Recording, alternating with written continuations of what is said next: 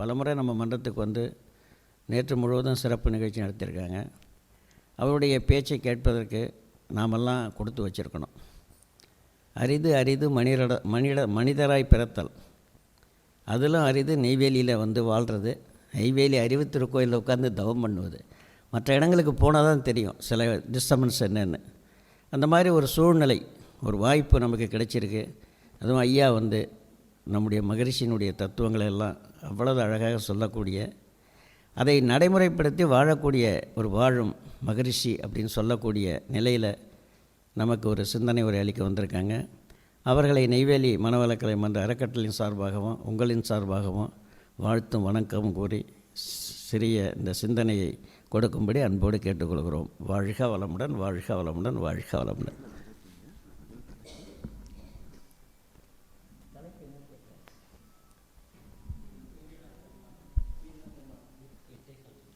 எட்டை வரைக்கும் வீடு தரமாட்டம் தானே? Okay okay.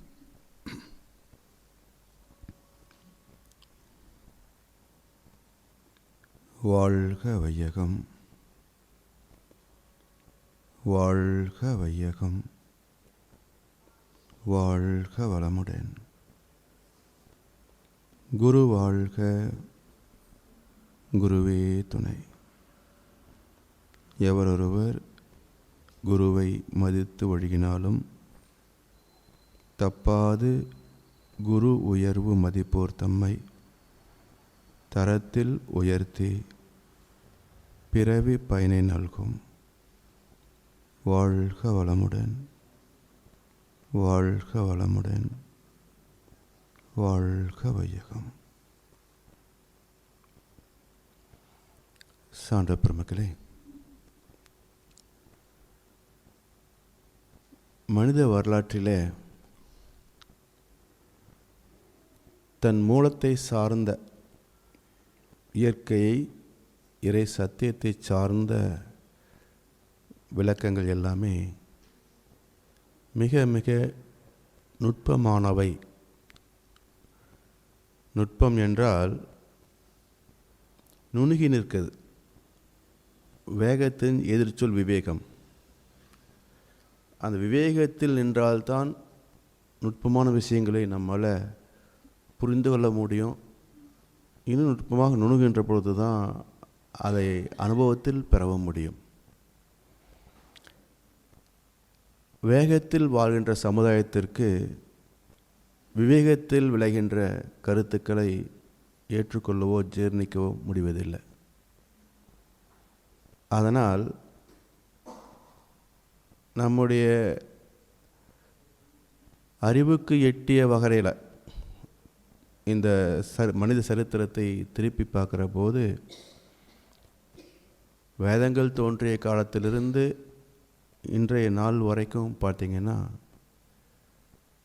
விளங்காதவர்கள் எண்ணிக்கை அதிகமாக இருக்கும். எந்த காலத்திலும் மக்கள் எல்லோருமே ஒரே அறிவு நிலையில் உயர்ந்து நின்றதாக சரித்திரமே இல்லை.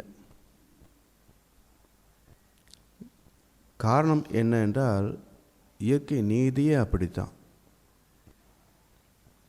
ஒரு மரத்தை எடுத்து பாருங்கள். ஆணிவேர் அந்த மரத்திற்கே ஆதாரமாக தாங்கி இருந்தாலும் யாருமே ஆணிவேரை பற்றி யோசிக்கிறதும் இல்லை, ரசிக்கிறதும் இல்லை. அந்த மரத்தில் பூத்திருக்கின்ற மலர்களைத்தான் நம்ம ரசிக்கிறோம், கனிகளைத்தான் நம்ம விரும்புகின்றோம். ஆணிவேரை பற்றி யாருமே யோசிக்கிறதில்லை. அதுபோல் ஒரு சமுதாயத்தின் ஆணிவேர் கண்ணுக்கு தெரியாத மகான்கள். அப்போ அந்த ஆணிவேரை ரசிக்கின்ற தன்மை எத்தனை பேர்கிட்ட இருக்க முடியும்? இருக்காது. அதுதான் இயற்கை. அப்படி ஒரு சிலராவது அந்த ஆணிவேரின் சிறப்புகளை ரசிப்பது போல சமுதாயத்தில் மக்களும் ஒரு சிலர் தான் மகான்களை மதிக்கிறார்கள், ஏற்கிறார்கள், பின்பற்றுகிறார்கள். அதன் பயனை அனுபவிக்கவும் செய்கிறார்கள். எனவே உலகமே மாறிவிட வேண்டும் என்று எதிர்பார்ப்பது ஒரு வகையில் பேராசை தான், இல்லைங்களா? நல்லது தான் அப்படின்னாலும் உலகமே மாறணும்னு எதிர்பார்க்கறது ஒரு வகையில் பேராசை தான். இருந்தாலும் இந்த இறை தத்துவம், இயற்கை ரகசியங்களை பற்றிய அறிவு இந்த சமுதாயத்தில் தொடர்ந்து வர வேண்டும் என்றால் விளங்கியவர்கள் விளக்க வேண்டிய கடமை உண்டு. அது மக்களுடைய அறிவு நிலை ஏற்புடையதாகவோ எதிர்க்கிறதாகவோ எப்படி இருந்தாலும் கவலைப்பட மாட்டாங்க. போற்றலுக்கும் தூற்றலுக்கும் வாழ்த்துக்களை கூறுகின்ற நிலையில் தான் அவங்க இயற்கை ரகசியங்களை வெளிப்படுத்தியிருக்கின்றார்கள் காலங்காலமாக. அதே போல் மகரிஷி அவர்கள் சுத்தவேலி, சுழல் அலை, காந்தம் அப்படின்னு விளக்கிக்கிட்டே இருந்தாங்க வாழ்ந்த காலம் வரைக்கும். என்னோடய அனுபவத்தில் நானும் பல வகுப்பில் கலந்துருக்கிறேன். புரிஞ்ச மாதிரி இருக்கும், ஆனால் புரியாது. புரிஞ்ச மாதிரி இருந்தது, ஆனால் புரியலை. ஆனாலும் அது எப்போ நமக்கு விளங்க ஆரம்பிக்குது அப்படின்னு பார்த்தீங்கன்னா, உள்ளே போகுது. உள்ளே போகாமையாக இருக்கும், கேட்டது உள்ளே போய் பதிஞ்சுதான் இருக்கும். ஏதோ ஒரு காலகட்டத்தில் நம்முடைய பூர்வ கர்ம பலன் வச்சுங்களேன், அப்படி வருகின்ற போது என்றோ விதைக்கப்பட்ட அந்த கருத்துக்கள் நம்முடைய அறிவுக்கு தெளிவாகிறது. அந்த நீதியை புரிந்து கொண்டு அந்த உண்மைகளை நாம் அடுத்த தலைமுறைக்கு பரிமாற்றம் செய்ய வேண்டும். விளங்கியவர்கள் விளங்காதவர்களுக்கு விளக்கி சொல்வதற்கு முயற்சி எடுத்துக்கணும். அப்போ தான் சமுதாயத்தில் நல்லவர்கள் ஒரு குழுவாக இணைந்து வாழ முடியும். எல்லாத்தையும் ஒரு குரூப்பிசம் தான். அந்த வகையிலே ஆழ்ந்த இயற்கை உண்மைகளையும் புரிந்து கொள்ள வேண்டும் என்ற நோக்கத்தோடு தான் மகரிஷி அவர்கள் இந்த இயற்கை விதிகளையும் இறை தத்துவத்தையும் நமக்கு பல காலங்களாக விளக்கி வந்தார்கள், விளக்கி கொண்டும் இருக்கிறார்கள். இப்போ அறிவாக விளக்குறாங்க, அன்னைக்கு உருவத்தால் விளக்கினாங்க. இப்படி நம்முடைய பூர்வீகத்தை சிந்திக்கின்ற போது அந்தந்த காலகட்டத்தில் தோன்றிய மகான்கள் என்ன கருத்துக்களை சொன்னார்களோ அது அந்த காலத்தை பொறுத்த வரைக்கும் ஏதோ ஒரு வகையில் நன்மை செய்திருக்கலாம். பிறகு அது கொஞ்சம் அப்படி தடம் மாறி பதவிக்கும் பணத்துக்கும் ஆசைப்பட்டவர்கள் அந்த இடத்துக்கு வருகின்ற போது அந்த உன்னதமான புனித கருத்துக்கள் திசை மாறி குழப்பத்தை உருவாக்கியது. அப்போ அதை சீர் செய்ய வேண்டிய கடமை அடுத்து வருகின்ற தலைமுறைக்கு அமைந்து போகிறது. இப்படி வேதங்களிலே, இதிகாசங்களிலே, உபனிஷத்துக்களிலே, புராணங்களிலே, இன்னும் மேல்நாட்டு தத்துவ நூல்களிலே சொல்லப்பட்ட கருத்துக்கள் எல்லாமே சமுதாயம் இன்றைக்கு தெளிவாக ஏற்றுக்கொள்வது மட்டுமல்ல, அனைவரும் சொல்லுகின்ற அந்த இயற்கை ரகசியங்கள் ஒன்றேதான் என்பதை இன்றைக்குள்ள விஞ்ஞானத்தோடு இணைத்து அதை தெளிவாக அறிவுபூர்வமாக விளக்கி சொன்ன மகான் அருட்தந்தை அவர்கள் தான். இன்றைக்கு இயற்கை ரகசியங்களை, இறை தத்துவத்தை மகரிஷியுடைய தத்துவத்தை போல ஆணித்தரமாக விளக்கி சொல்லக்கூடியவர்கள் இல்லை. ஆனால் அங்கேயும் எல்லாம் இருக்குது, இல்லாது இல்லை.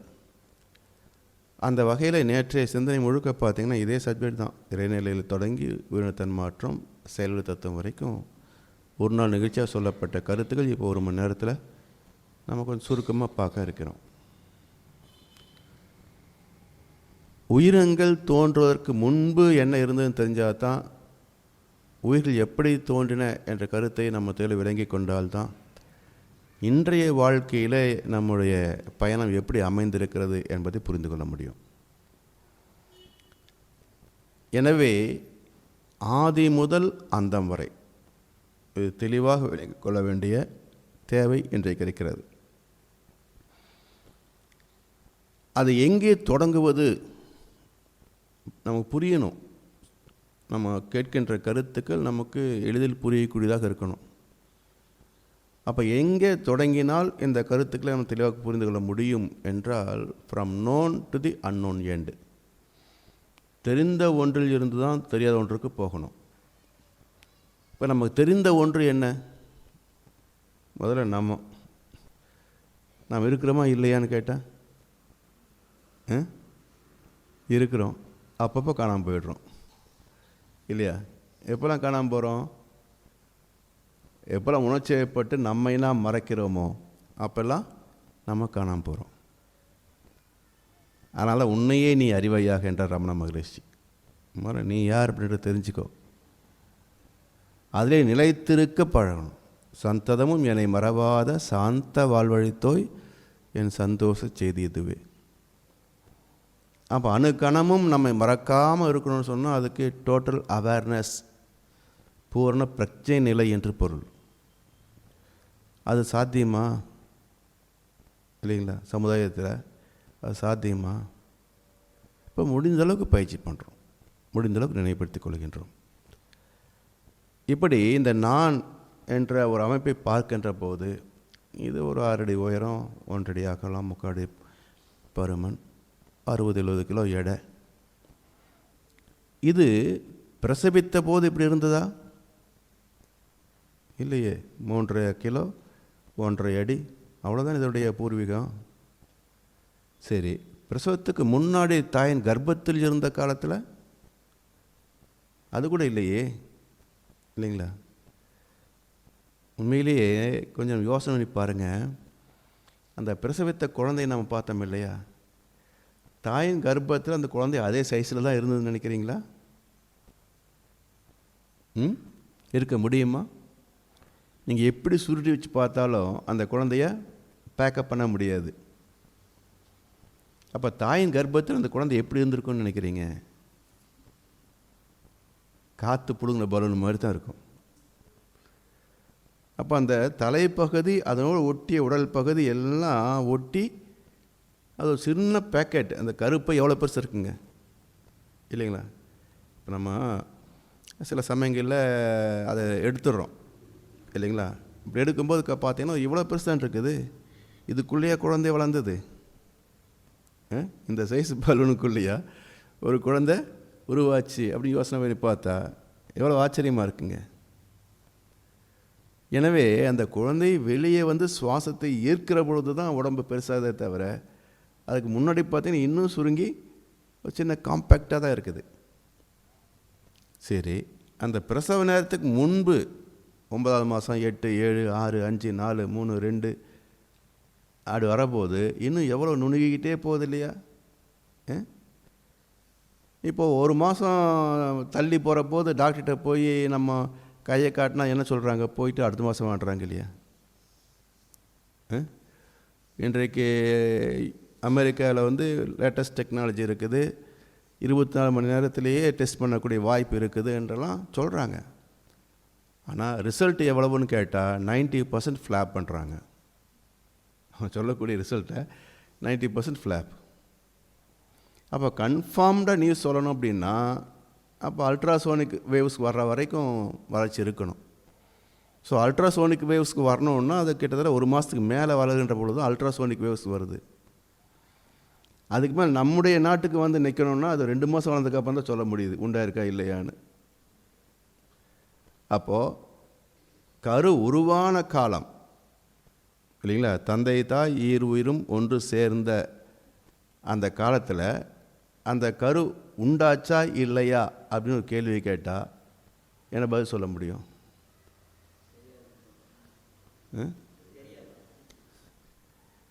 ஸோ கீதை சொல்லுகிறது, இல்லாததற்கு இருப்பு கிடையாது, இருப்பது இல்லாமல் போவதும் கிடையாது. ஆனால் இப்போ அது இருக்குன்னு நிரூபிக்க முடிந்ததா, இல்லை என்று மறுக்க முடிந்ததா? இல்லையா? தாய் தந்தையுடைய உயிரணுக்கள் சேர்ந்த போது அந்த கருவை இருக்கிறது என்று காட்ட முடிந்ததா, இல்லை என்று மறுக்க முடிந்ததா? ரெண்டுமே முடியல. அப்போது நம்முடைய பிறப்பே ஒரு பட்டிமன்ற தலைப்பாக இருக்குது இல்லைங்களா? நம்முடைய பிறப்பே ஒரு பட்டிமன்ற தலைப்பு. இருந்தது வந்ததா, இல்லாதது வந்ததா? எந்த நடுவு சொல்ல முடியும்? எந்த நடுவுக்கு பதில் தெரியாது. எனவே நம்முடைய இந்த உடல் இன்றைக்கு சாட்சாத் அப்படின்னு பார்க்குறோமே, இந்த உண்மையே பூர்வீகம் என்ன என்றால் இருந்ததா இல்லையா தெரியாது.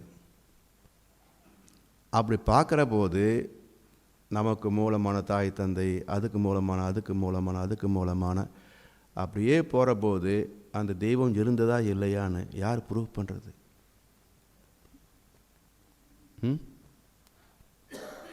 எனவே இல்லை என்று ஒரு கூட்டம் வாதிக்குது, இருக்குது இன்னொரு கூட்டம் சொல்லுது. ஆனால் ரெண்டு பேருமே பார்க்கல. அவர் பார்க்காத ஒன்றை பற்றி சர்ச்சைகள் மட்டும் நடக்குது. அதில் ஒன்றும் குறைச்சலே கிடையாது, இல்லைங்களா? காணாதான் காட்டுவான் தான் காணான், காணாதான் கண்டானாம் தான் கண்டவாறுன்னார் வள்ளுவர். ஒரே வார்த்தை 7 தடவை திருப்பி போட்டு குழப்பிட்டார். என்ன பொருள்னா, கண்டவர் வேண்டிலர், வேண்டவர் கண்டிலர். பார்த்தவன் சொல்லலை, சொன்னவன் பார்க்கலை. அப்போது பார்க்காதவன் சொல்கிறத ஏன் நம்பணும்? பார்த்தவங்க சொல்லலை, சொன்னவங்க பார்க்கலை. அப்போது பார்க்காதவன் சொன்னது தானே சமுதாயம் ஃபாலோ பண்ணிகிட்ருக்குது, இல்லையா? அப்புறம் பார்க்காதவன் சொல்கிறத எப்படி உண்மையை ஏற்றுக்க முடியும்? அவனே பார்க்கலை, எப்படி உண்மையாக இல்லையான்னு சொல்ல முடியும்? இப்படி அந்த இறைநிலை என்பதையே நம்ம நுணுகி ஆராய்ந்து பார்க்கிற போது எப்படி நம்முடைய கர்ப்பம் ஒரு அருபத்தில் இருந்து உருவமாக மாறியதோ, இல்லைங்களா? அருபத்தில் இருந்து உருவமாக மாறியதோ அதே போல தான் அதுவும் இருந்திருக்க வேண்டும். ஒரு லாஜிக்கல் அசம்ஷன். அப்போ இறைநிலை என்பது அரூபம். அப்போ அந்த அரூபத்தில் ஒன்றுமே இல்லையா அப்படின்னா, இப்போ நம்ம தாய் தந்தை கருவில் ஒன்றுமே இல்லைன்னா நம்ம உருவம் எப்படி வந்திருக்க முடியும்? பிறந்தக்கப்புறம் தாத்தா மாதிரி இருக்குது, பாட்டி மாதிரி இருக்குது, அம்மா மாதிரி இருக்குது, அப்பா மாதிரி இருக்குதுன்னு சொன்னோமே, அந்த பிரிண்ட் எப்படி விழுந்ததில்ல? ஒன்றும் இல்லை, கரு உண்டாயிருக்கா இல்லையான்னு தெரியாது அப்படின்னு சொல்லப்பட்ட அந்த கருவுக்குள்ளே இந்த உருவத்திற்கான பிரிண்ட் இல்லைன்னா எப்படி வளர்ந்த காலத்தில் உருவம் வந்திருக்க முடியும்? அப்போது தாய் தந்தையுடைய கருவுக்குள் எல்லா பதிவுகளும் உள்ள இருந்ததுனால தான் அந்த பதிவுக்கு தகுந்த உருவமைப்பு, முக ஜாடை, அதே போன்ற திறமைகள் எல்லாமே அதில் வந்திருக்குல்ல. அதே போல் இறைநிலைக்குள் என்னென்ன திறமைகள் அடங்கி இருந்திருந்தால் அது எழுச்சி பெற்றிருக்க முடியும் என்ற கேள்வி எழுப்புகின்ற போது தான் அந்த சுத்த வெளி என்பது அது சூன்யம் அல்ல. சில தன்மைகள் அதற்குள் உள்ளடங்கியதாக இருந்திருக்கிறது. அப்போ என்னெல்லாம் தன்மை உள்ளடங்கி இருந்திருக்க முடியும் என்ற ஒரு கேள்வி எழுப்பினால் அதுக்கு பதில் சொல்லிய ஒரே சித்தாந்தம் வந்து சைவ சித்தாந்தம் தான். வேறு எந்த நூல்களிலும் அந்த குறிப்பு சொல்லப்பட்டதாக எனக்கு தெரியல. சத்யோஜதம், வாமதேவம், ஈசானம், அகோரம், தத்புருஷம், திருவதனம், 6 வார்த்தைகள். 6 முகம் என்று முருகனைத்தான் நமக்கு சொல்லி காட்டினாங்க, சரவண பவ. ஆனால் அந்த 6 முகமான முருகனுக்கு மூலமான சிவனுக்கே 6 முகங்கள் உண்டு என்பது சைவ சித்தாந்தம் படித்தவங்களுக்கு தான் தெரியும். அதில் முக்கியமான ஒரு கருத்து என்ன அப்படின்னா, திருவதனம் என்பது கண்ணுக்கு தெரியாதுன்னு குறிப்பு கொடுத்துருக்காங்க. 5 முகங்களை பார்க்க முடியும், 6வது முகத்தை திருவதனத்தை பார்க்க முடியாது என்ற கருத்தை சைவ சித்தாந்தத்தில் கொடுத்துருக்குறாங்க. காரணம் என்ன என்றால், பஞ்சபூதங்களை பார்க்கலாம். விண் கண்ணுக்கு தெரியலன்னா கூட எலக்ட்ரானிக் மைக்ரோஸ்கோப் மூலமாக பார்த்துடலாம். காற்று தோலை படும்போது உணர்ந்து கொள்ளலாம். நெருப்பு, தண்ணி, கெட்டி பொருளெல்லாம் கண்ணிலேயே பார்க்கலாம். ஆனால் நம்ம கேட்ட கருத்துக்கள் இதமாக இருந்தது அப்படின்னு சொல்கிறோம் இல்லையா, இதை காட்ட முடியுமா? முடியாது. அப்போது இது காந்தத்தின் தன்மாற்றம். இனிப்பு நல்லா இருக்குன்னா எப்படி தெரிஞ்சுக்கிறது நல்லா இருக்குன்னு? இப்படி காந்தத்தின் தன்மாற்றங்களை அது உணர்ந்து தான் பார்க்க முடியுமே தவிர பார்வைக்கு தெரியாது. அதனால் சிவனின் திருவதனம் என்ற 6வது முகமான காந்தம் அது அனுபவத்தில் தான் உணர முடியுமே தவிர அது எந்த கருவிக்கும் கணக்குக்கும் கருத்துக்கும் எட்டாது என்பதை அங்கே சொன்னாங்க. இதே போல் அருட்தந்தை அவர்கள் இறை தத்துவத்தை பிரம்மஞானம் என்ற நூலில் சொல்கிற பொழுது அதுக்கு 6 பண்புகளை சொல்கிறாங்க. Kinematic, curing, highly transparent, mighty, dark and fluid matter. இந்த 6 தன்மைகள் இணைந்தது தான் சுத்தவெளி. எனவே அனைத்திற்கும் மூலமாகிய ஆதி சிவமாகிய இறைநிலையாகிய சுத்தவெளிக்கு இந்த 6 பண்புகள் உள்ளடங்கி இருக்கின்றன. அவை எழுச்சி பெற்றதால் அடைந்த மாற்றங்களே பரிணாமம், த ஜேர்னி ஆஃப் கான்ஷியஸ்னஸ், அறிவின் பயணம். இப்போ இந்த 6 பண்புகளை புரிந்து கொண்டு அடுத்து நம்ம வரணும். அதில் இந்த கினமேட்டிக் என்பது என்னன்னு பார்த்தீங்கன்னா, சம்ஸ்கிருதத்தை ஈஸ்வர் என்று சொன்னாங்க. சிவனுக்கு ஈஸ்வர் என்ற வார்த்தை உண்டு. பொருள் இன்னொரு ஆற்றலின் தூண்டுதல் இன்றி தானே எழுச்சி பெறக்கூடியது என்று பொருள். அந்த ஈஸ்வர் என்ற வார்த்தையை தான் ஆங்கிலத்தில் ஈஸ்ட் என்று எடுத்துக்கிட்டாங்க. இன்னொரு சக்தியின் தூண்டுதல் இல்லாமல் தன்னுள் அடங்கியிருக்கின்ற ஆற்றலை தானே வெளிப்படுத்துகின்ற திறம். இப்படி அந்த வெளிப்பட்ட ஆற்றல் நுண் அதிர்வுகளாக மாறியதான் கிவரிங் என்ற தன்மை. இப்படி ஒன்றாக மாறியது தான் கொஞ்சம் அதை விளக்கமாக நேற்றைக்கு பார்த்தோம், ஒரு ஃபுல் செஷன். ஸோ அதை கொஞ்சம் இன்றைக்கி ஸ்கிப் பண்ணினா தான் தலைப்புக்கு வர முடியும். எனவே இந்த 6 தன்மைகள் உள்ளடங்கி இருந்தது. அது எழுச்சி பெற்ற போது இறை துகளாக மாறியது. அந்த துகள் இணைந்த போது மின் அணுக்களாக மாறின. மின் அணுக்கள் இயக்கத்தில் அது தேய்வுற்ற போது, கரைசலாகி காந்தம் ஆலைகளாக மாற்றம் பெற்ற போது அதனுடைய வேகம் குறைந்து குறைந்து 3/4 பங்கு நிலைக்கு வந்தபோது அந்த மின்னணுவுக்கு வேறு பெயர் வைத்தோம், துணை மின்னணு. மேலும் அது தொடர்ந்து இயங்கி ஆற்றை இழந்து காந்த அலைகளாக மாற்றம் பெற்ற நிலையில் இன்னொரு துகளை தள்ளி நிறுத்த முடியாத ஒரு சமநிலை வருகின்ற போது, நியூட்ரல் வருகின்ற போது அதுக்கு நியூட்ரான் என்று பெயர் வச்சோம். அந்த நியூட்ரானும் உடைந்தால் அது குவார்க்ஸ் என்ற துகள், அதையும் உடைத்தால் வரக்கூடியது நுண்துகள், காட் பார்ட்டிக்கிள், அது இறை துகள் என்று மகரிஷி சொன்னாங்க. இப்படி இறை துகள்களின் சேர்க்கை அணுவாக, அணுக்களின் சேர்க்கை பௌதிகங்களாக. இப்போ பௌதிகங்களின் சேர்க்கை என்னாச்சு? பிரபஞ்சமாக மாறியது. இப்போ இந்த பிரபஞ்சத்தில் என்னெல்லாம் இருக்குதுன்னு பார்த்தீங்கன்னா, கோடிக்கணக்கான எண்ணி முடியாத அளவுக்கு நட்சத்திரங்கள் இருக்குது. அதெல்லாம் ஒவ்வொரு தொகுப்புகளாக அமைந்த பொழுது மண்டலங்கள், கேலக்சிஸ் அப்படின்னு சொன்னாங்க. அப்படி நாம் வாழ்கின்ற இந்த மண்டலம் பால்வெளி மண்டலம், மில்கிவே கேலக்சி என்று ஒரு பெயர் வச்சுருக்கிறாங்க.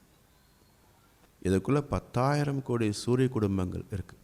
நாம் வாழ்கிற இந்த சூரிய குடும்பத்தை போல 10,000 கோடி சூரிய குடும்பங்கள் இருக்குது. அப்போ எவ்வளோ பெருசு இருக்கும் பாருங்கள். இதுபோல் பல மண்டலங்கள் இணைந்தது தான் பிரபஞ்சம், யூனிவர்ஸ். இப்போ இந்த 10,000 கோடி சூரிய குடும்பங்களில் ஒன்று தான் நாம் வாழ்கின்ற இந்த பூமியை சார்ந்திருக்கின்ற சூரிய குடும்பம். இப்போ எந்த காலகட்டத்தில் இந்த பிரபஞ்சத்தை ஜீவன் என்ற உயிர் இயக்கம் தோன்றியிருக்க முடியும்? அதற்கான காரணிகள் என்ன? இப்போ சயின்ஸில் கூட பாருங்கள், நுண் உயிர் தோன்றியது, அதில் வைரஸ் வரைக்கும் வந்துட்டாங்க, ஓசோனும் வர்றாங்க. எங்கே முடியுதுன்ற பொழுது மனிதனில் முடிக்கிறாங்க. ஆனால் ஜீவன்கள் தோன்றுவதற்கான காரணம், ஆதாரம் என்னன்ற கேள்வி எழுப்பினீங்கன்னா இன்று வரைக்கும் விஞ்ஞானத்தில் பதில் இல்லை. அதை விட நுட்பமான விஷயம் வேறு எங்கேயுமே அதுக்கு ஆன்சர் கிடையாதுங்க. எப்படி என்ற கேள்விக்கு எங்கேயுமே பதில் இல்லை. அதை வெளிப்படுத்திய ஒரே மகான், வெளிப்படுகின்ற ஒரே தத்துவம் வேதத்திலே மட்டும்தான். எந்த காலகட்டத்தில் ஜீவன்கள் தோன்றிருக்க முடியும் என்ற ஒரு கேள்விக்கு ஒரு 3 கோட்பாடுகளை மையப்படுத்தினார் மகரிஷி அவர்கள். தி ஹோலிஸ்டிக் ரேஷியோ என்ற வார்த்தையை மகரிஷி பயன்படுத்தியது. தெய்வீக விகிதாச்சாரம். ஸோ இந்த தெய்வீக விகிதாச்சாரத்தில் என்னெல்லாம் அடங்கியிருக்கிறது அப்படின்னு ஒரு கொஞ்சம் ஆராய்ந்து பார்த்தா புரியும். பூமி தோன்றிய போது வெறும் காற்றுக்கோளம் தான், நெபுல்லா. பிறகு சில கோடி ஆண்டுகளுக்கு பிறகு அது நீர்க்கோளமாக மாறியது. பிறகு சில கோடி ஆண்டுகளுக்கு பிறகு தான் அந்த நீர்க்கோளமாக இருந்த நிலை படிப்படியாக மாற்றம் அடைந்து அதில் கெட்டி பொருள்கள் தூசு மாதிரி உருவாகி பிறகு அது உலோகங்கள், ரசாயனங்கள் எல்லாம் வந்து யுரேனியம் என்ற ஹையஸ்ட் ஸ்பெசிஃபிக் கிராவிட்டி வெடிபொருள் வரைக்கும் வந்து அதுக்கு மேலே அணுக்கள் சேரக்கூடிய வாய்ப்பு வந்தது. ஆனால் சேர முடியாது. அப்போ அணுக்கள் சிதைய ஆரம்பித்தன. Atomic fission. சிதைந்த துகள்கள் தான் பூமி மையத்தில் நெருப்பு குழம்பாக மாறி அதன் வெளிப்பாடு தான் எரிமலைகளாக வெளிப்பட்டு அது மலைகளாக, படிகப்பாறைகளாக காலத்தால் இறுகி கடினப்பாறைகளாக மாறின. இதெல்லாம் ஒரு எவல்யூஷன். அப்போ எந்த இடத்தில் இந்த தெய்வீக விகிதாச்சாரம் தோன்றியது அப்படின்னு பார்க்குற போது, பூமியில் நான் ஜியாகிரஃபி படிக்கிற போது 3/4 பங்கு தண்ணி, 1/4 பங்கு நிலப்பகுதின்னு படித்தேன். சுவாமி நாகவதாவம் நடத்துகிற போது 28 பகுதி நிலப்பகுதி அப்படின்றாங்க. இப்போ சயின்ஸ் சொல்லுது 31% நிலப்பகுதி அப்படிங்குது. அப்படின்னா கடல் நீர் என்ன மாறுதுங்க? நிலப்பரப்பாக மாறுகிறது. அப்போது கடல் நீர் மாற்றம் பெறுகின்ற போது முதல்ல என்னவா மாறுது? தூசாக மாறி கடைசியில் பார்த்திங்கன்னா மணலாக மாறுகிறது. அது முதல் நிலை. மணல் மண்ணாக மாற்றம் பெறுவது அடுத்த நிலை. இந்த மண் சத்து மண்ணாக மாறுறது அடுத்த நிலை. அப்போ எந்த காலகட்டத்தில் சத்து மண் என்ற தன்மை வருகிறதோ அப்போ தான் மண்ணில் ஜீவன்கள் உருவாக முடியும். அதுக்கு முன்னாடி ஜீவன் வரணும்னு சொன்னால் ஒன்று காற்று மண்டலத்தில் தான் உருவாக முடியும். அப்போ காற்றில் உருவாகக்கூடிய ஜீவன்களின் தன்மை என்ன அப்படின்னு பார்த்தீங்கன்னா, இந்த பூமியின் காந்த காலத்தில் ஒரு மாற்றம் வந்த பிறகு தான் அதுவும் நிகழ்ந்தது. இப்படி வான்காந்தம் என்பது பிரபஞ்சம் முழுவதும் இருக்கின்ற காந்த அலைகள். அது ஜீவகாந்தம் என்ற தன்மை மாற்றம் பெற்றதற்கு 3 காரணிகள் உண்டு. அந்த காரணிகளால் மேன்மைப்படுத்தப்பட்ட பூமி தான் ஜீவன்களுக்கு வாழ்விடமாக மாறியது. ஸோ இன்றைக்கும் விஞ்ஞானம் அங்கங்கே போய் பார்க்குது. சந்திரனில் போய் பார்த்தது, செவ்வாயில் போய் பார்த்தது. ஜீவன்கள் இருக்குதா இல்லையான்னு இல்லை. இல்லை வேறு ஒரு சூரிய குடும்பத்தில் இருக்குமா அப்படின்னா யார் போய் பார்க்குறது? எப்படி போக முடியும்? ஸோ இதுவரைக்கும் இன்னொரு சூரிய குடும்பத்தில் ஜீவன் உண்டு என்பதை தத்துவத்திலும் யாரும் சொல்லவில்லை, விஞ்ஞானம் இன்றும் கண்டுபிடிக்கவில்லை. ஸோ எஸ் ஆன் டேட் பூமியில் மட்டும்தான் மனுஷன் இருக்கிறான், வேறு எங்கேயும் இல்லை. தேவலோகத்திலேயோ அங்கே இங்கேயும் மனுஷன் இல்லை, பூமியில் மட்டும்தான் இருக்கிறான். அப்போ எந்த ஒரு 3 காரணிகள் இதற்கு அடிப்படை என்று பார்த்திங்கன்னா, இந்த பால்வெளி மண்டலத்தில் இந்த பிரபஞ்சத்தில் இருக்கக்கூடிய நட்சத்திரங்களை 27 தொகுதிகளாக அமைந்திருக்கின்றன. அது முக்கியமான காரணம். இன்றைக்கும் ஒரு குழந்தை பிறந்ததுன்னா என்ன நட்சத்திரம் கேட்குறோம் இல்லையா? ஏன்? அதுதான் அந்த குழந்தையின் குணாம்சங்களை நிச்சயிக்கிறது. எனவே ஒவ்வொரு நட்சத்திர தொகுதிக்கும் ஒவ்வொரு பண்புகள் உண்டு, குணாம்சங்கள் உண்டு, ரசாயன தன்மைகள் உண்டு. அதுக்கு ஏற்றவாறு நமக்குள் சில தன்மைகள் வெளிப்படும். இரண்டாவது, இந்த சூரிய குடும்பம். சூரியனிலிருந்து வரக்கூடிய அலைகளுக்கு எலும்பு போன்ற ஒரு கடினமான உறுதியான தாதுவை உருவாக்கக்கூடிய ரசாயனத்தன்மை உண்டு. அடுத்த ஆர்பிட் புதன், அதற்கு பச்சையம் குளோரோஃபில் என்ற தாதுவை உருவாக்கக்கூடிய அலைத்தன்மை உண்டு. இரண்டாவது வட்டப்பாதையில் சுக்கிரன் தன்னை போல் இன்னொரு ஜீவனை உருவாக்கக்கூடிய வித்து சக்தி ஆற்றல், சந்ததி உருவாக்குகின்ற ஆற்றல் உண்டு. மூன்றாவது வட்டப்பாதையில் பூமி, இந்த பூமியை சார்ந்திருக்கின்ற துணைக்கோள் சந்திரனுடைய ஆற்றல் பார்த்திங்கன்னா இரத்தம் என்ற ஒரு கூறு உருவாவதற்கு அது ஒரு காரணி. நீங்கள் தாவரங்களை நசுக்கினால் சாறு பச்சையாக இருக்கும், புழுக்களை நசுக்கினாலும் சாறு பச்சையாக இருக்கும், பூச்சிகளை நசுக்கினா சாறு மாநிறமாக வரும். அதிலிருந்து ஒவ்வொரு ஜீவனை நசுக்கி பாருங்கள், அறுத்து பாருங்கள், அப்படியே சிவப்பணுக்களாக மாறி கடைசியில் ஆர்பிசி என்று யாருக்கு சொல்கிறோம்? நமக்கு தான் சொல்கிறோம். எனவே அந்த பச்சை நிறமான திரவம் சிவப்பு இரத்தமாக மாறியதற்கு காரணம் இரண்டு கோள்கள். ஒன்று முக்கியமான பங்கு சந்திரன், இரண்டாவது செவ்வாய்.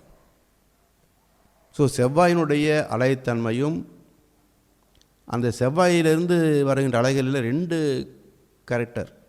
ஒன்று இரத்தம் சிவப்பாக மாறுவதற்கு ஒரு பங்கு துணை செய்தது. இரண்டாவது இரத்தத்தில் இந்த ஆர்ஹெச் ஃபேக்டர் மைனஸ் ப்ளஸ் சொல்கிறோம் இல்லையா, ஏ பாசிட்டிவ் ஏ நெகட்டிவ்னு சொல்கிறோமே, அந்த ஆர்ஹெச் ஃபேக்டரை நிச்சயிக்கின்ற அலைத்தன்மையும் செவ்வாயில் தான் உண்டு. அதனோட செவ்வாயோட இன்னொரு இயல்பு என்ன அப்படின்னா, எலும்புக்கு ஊடாக மஜ்ஜை என்ற ஒரு தாதுவை உருவாக்குகின்ற ரசாயனத்தன்மை செவ்வாய்க்கு தான் உண்டு. அந்த கிரகங்களே செவ்வாய்க்கு கொஞ்சம் பவர் அதிகம், குரு சனிக்கு பவர் அதிகம். அடுத்தது குரு என்ற கோளுடைய அலைத்தன்மை என்ன பார்த்தீங்கன்னா, அந்த மஜ்ஜைக்கு ஊடாக ஊடுருவி அதிலிருந்து ஒரு ரிஃபைன்டு எனர்ஜியை பிரித்தெடுக்கக்கூடிய ஆற்றல் குருவின் அலைகளுக்கு உண்டு. அதுதான் மூளை செல்களாக மாற்றம் பெற்றது. சரி, இப்படி ஒரு அமைப்பு உருவாகி ஒரு ஜீவன் உருவாகிவிட்ட பிறகு, அதை உருவாக்கின பிறகு அதனுடைய சக்தி பரவலும் இல்லையா?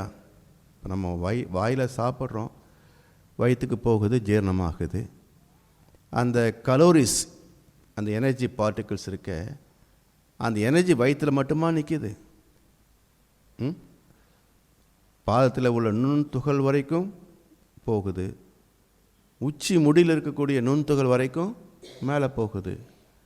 அப்போது வயிற்றில் உருவாகின்ற அந்த கலோரி என்ற சக்தி உடல் முழுவதும் பரவ வேண்டும் என்றால் அதை கொண்டு சேர்ப்பதற்கு ஒரு மீடியா வேணும் இல்லையா? ஒரு டிரான்ஸ்போர்ட்டேட்டிவ் சிஸ்டம் இருக்கணும் இல்லையா?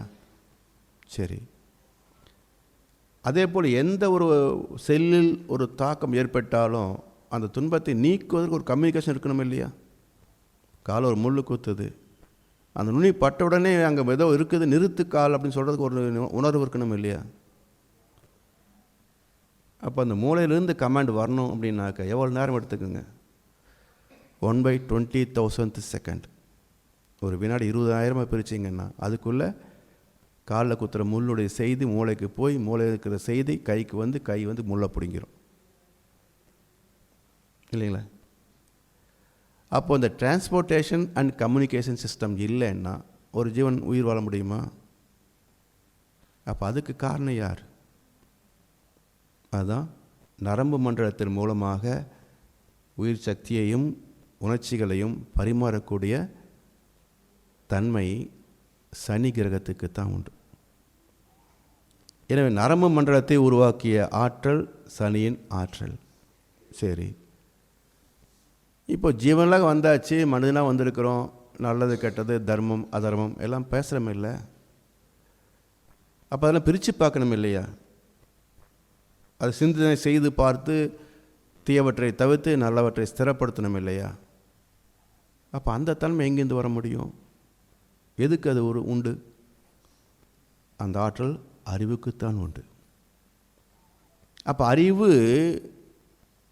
எல்லா அணுக்களின் மையத்தில் அமைந்திருந்தாலும் அந்த மையத்தில் உள்ள இயல்பறிவோடு இணைந்து அது பகுத்தறிவாக தொகுத்தறிவாக மாற்றம் பெற வேண்டுமென்றால் இன்னும் கொஞ்சம் திணிவு வேணும். அதை ஏற்படுத்தக்கூடிய தன்மை எங்கே இருக்குன்னு பாருங்கள். சூரியனின் மத்தியில் அணுக்கள் செயலற்று நின்று விடுகின்ற பொழுது அது மீண்டும் பிளாக் ஸ்பேஸ் இறை துகளாகவே மாறுகிறது. அப்போ அந்த இறை துகளாக மாறுகின்ற ஆற்றல் நம்முடைய உடலிலே தாக்கத்தை ஏற்படுத்தினால்தான் சிந்தனை திறம் வளரும். எனவே சூரியனின் மையத்தில் செயலற்று விடுகின்ற துகள்கள் இறை துகளாக மாற்றமடைந்து பிளாக் டாட்ஸ் என்ற வகையில் மாற்றமடைந்து அந்த தொடர் நிகழ்வில் அங்கே நிற்க முடியாமல் ரெண்டு பக்கம் பீரிட்டு கிளம்புகின்ற போது மேலே போகின்ற அலைகளை கேது என்றும் கீழே போகின்ற அலைகளை ராகு என்று சொல்கின்றோம். மேலே போது பாசிட்டிவ் ஃபோர்ஸ், கீழே போது நெகட்டிவ் ஃபோர்ஸ். அப்போ நல்ல சிந்தனைகளுக்கு ஞானம் கேது என்றும் தீய எண்ணங்களுக்கு காரணம் ராகு என்றும் அது இரண்டாக பிரித்தாங்க. இப்படி சிந்திக்கின்ற ஆற்றல் ஓஜஸ் என்ற சக்தியின் மூலமாக வருவதற்கு காரணம் ராகு கேதுவின் அலைவீச்சு. இப்படி நவக்கோள்களிலிருந்து வருகின்ற அலைகளின் ரசாயனத்தன்மை தான் நமக்குள் தாதுக்களாக அமைந்ததற்கு காரணம். இது இரண்டாவது கோட்பாடு. மூன்றாவது, இந்த பூமியில் உள்ள பஞ்சபூதங்களின் சேர்க்கை ஒரு குறிப்பிட்ட விகிதாச்சாரத்தை தொட்ட பொழுது தான் அந்த பூமியில் ஜீவகாந்த களம் என்பது உருவாகினது. இப்படி 27 நட்சத்திர தொகுதிகளின் ஆற்றல், நவக்கோள்களின் ஆற்றல், பூமியில் உள்ள பஞ்சபூதங்களின் இணைப்பு, இந்த 3 தன்மைகள் இணைந்த பொழுது தோன்றியது தான் ஜீவகாந்த களம். அந்த களம் ஊடுருவிய பொழுது தான் மண் சத்து மண் என்ற தன்மையை அடைந்தது, சிறப்பை அடைந்தது. இதனோடு இன்னொரு 2 அம்சங்கள் சேர்ந்தால்தான் ஜீவன் உருவாகும். இது தயார் நிலை. இந்த அமைப்போட இன்னும் 2 கோட்பாடுகள் இணைந்தால்தான் அங்கே ஜீவன் உருவாகும். அது என்னன்னு பார்த்தீங்கன்னா, லேசான நீர்த்தன்மையும் வெப்பத்தன்மையும் இணைந்தால் அங்கே உயிர் உருவாகும். அப்படி உருவாகின்ற முதல் இடம், இன்று வரைக்கும் விஞ்ஞானம் தொடாத இடம் அப்படின்னு பார்த்தீங்கன்னா ஓசோன் லேயர். ஓசோன் அங்கேயே இருக்குதுன்னு நினைக்கிறாங்க விஞ்ஞானிகள். ஆனால் ஓசோன் அங்கே இருப்பதுக்கு காரணம் தோன்றியிருக்கணும். தோன்றுவதற்கு காரணம் அதே விஞ்ஞானம் கண்ட உண்மைகள் தான். லேசான நீர்த்தன்மையும் வெப்பத்தன்மையும் இணைந்தால் ஓசோன் காற்று உருவாகும். அது எப்படி உருவாகுது பாருங்கள். இந்த பூமி என்ற உருண்டை வச்சுக்கோங்க. இதை விட 19 லட்சம் பெரிய சூரியன் அங்கே 9 கோடி மைல் தூரத்தில் இருக்குது. அங்கேருந்து அலைகள் தொடர்ந்து வந்து கொண்டே இருக்கும். பூமி சுழகின்ற போது எந்த பகுதி சூரியனை நோக்கி இருக்கிறதோ அந்த பகுதி தன்மாற்றம் அடைந்து வெளிச்சமாக பகலாக மாறுகிறது.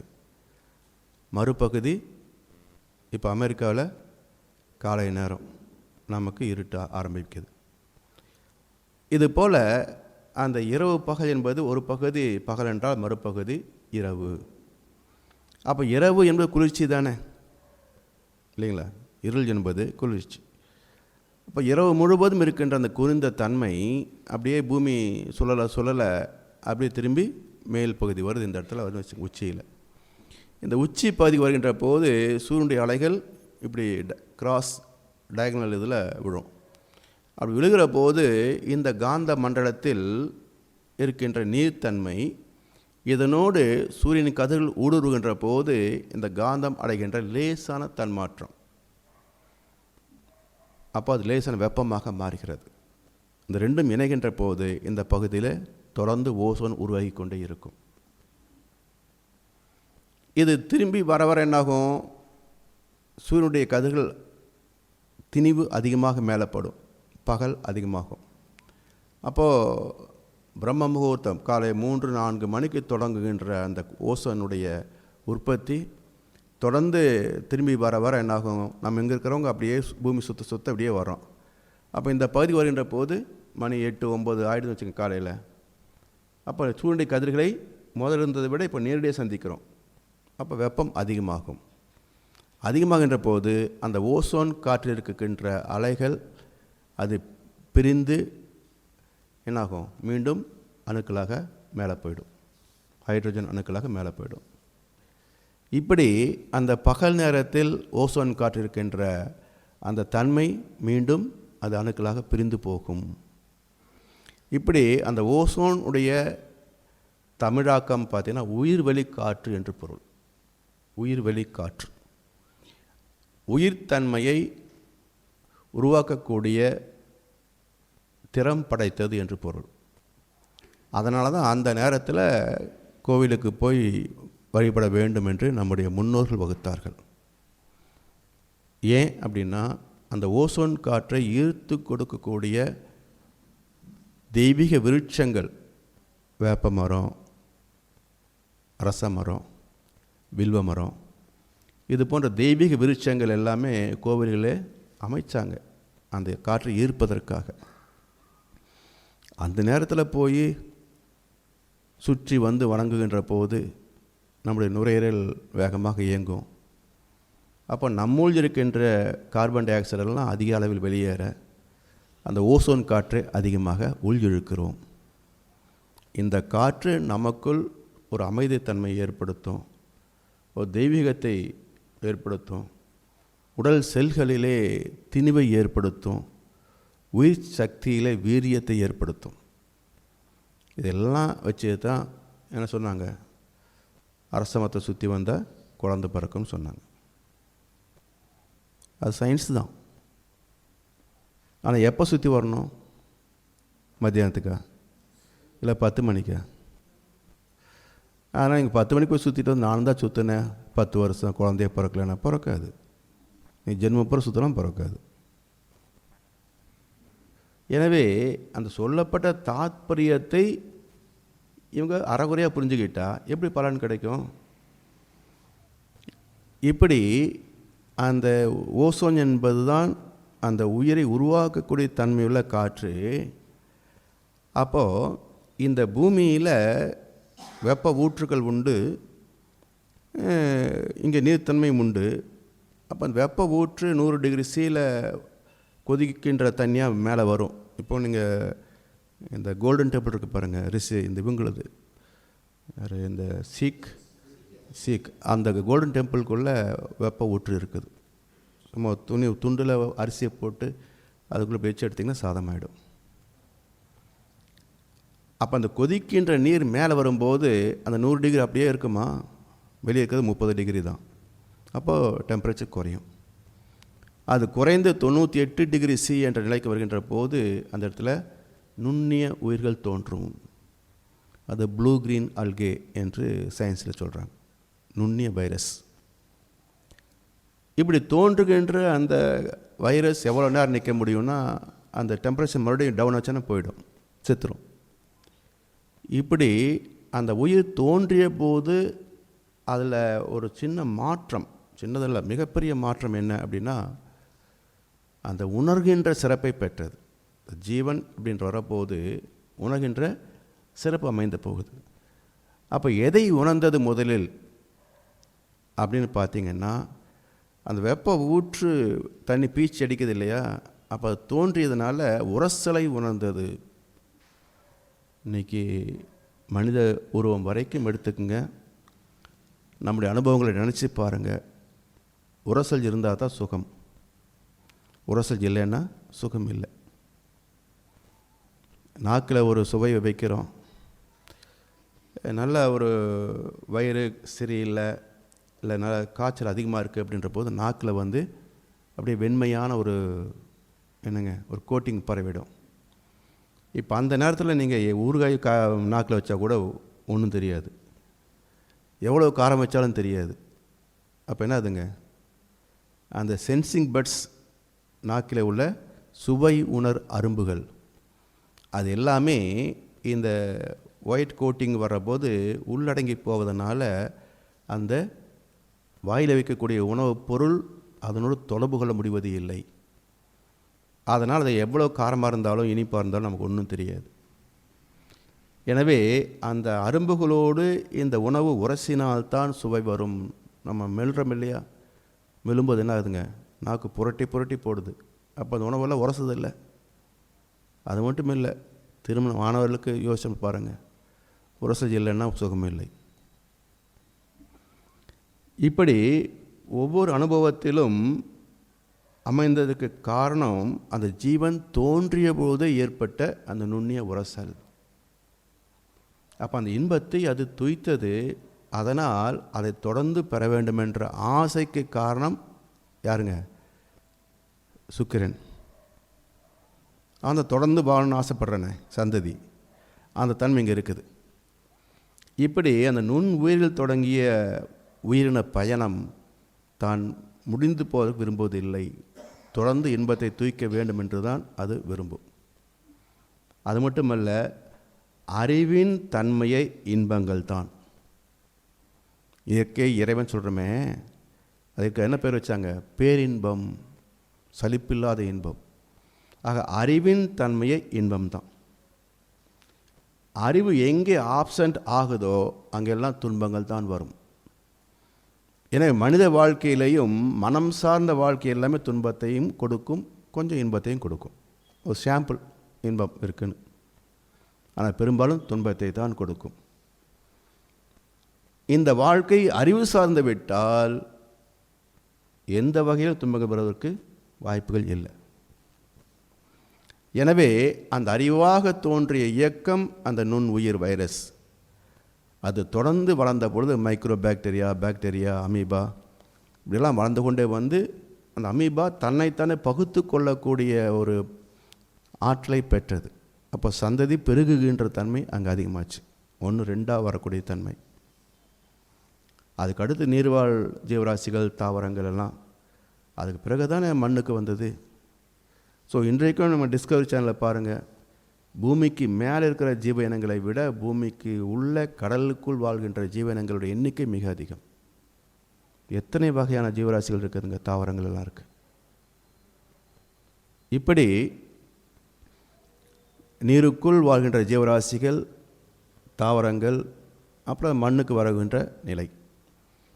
இதை சயின்ஸில் டார்வின் தியரி அப்படின்னு சொல்கிறாங்க. அவரும் என்ன சொல்கிறாருன்னா, நீருக்குள் வாழ்கின்ற ஜீவன்கள் தான் முதல்ல உருவானது. தத்துவம் தசாவதாரம், அதுவும் என்ன சொல்லுதுங்க, மச்சாவதாரம் தான் முதல்ல வந்தது.